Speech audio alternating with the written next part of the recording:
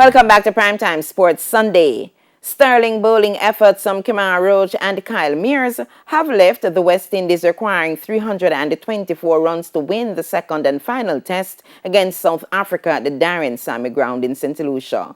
The Caribbean side was 15 without loss in their second innings reply at stumps on day 3 of the rain-affected match. They require another 309 runs to win. Captain Craig Brathwaite, 5, and Kyron Powell, 9, were not out when bad light ended the day's play.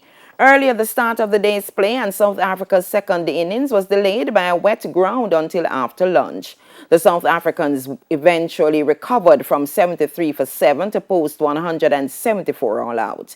Their recovery effort was led by Rassie van der Dussen, who made 75 not out, and Kagiso Rabada, who made a career-best 40. The pair shared in a 70-run eighth-wicket partnership. Kemar Roach led the way with 4 for 52, while Kyle Mears grabbed 3 for 24 to end with a match haul of 6 for 52.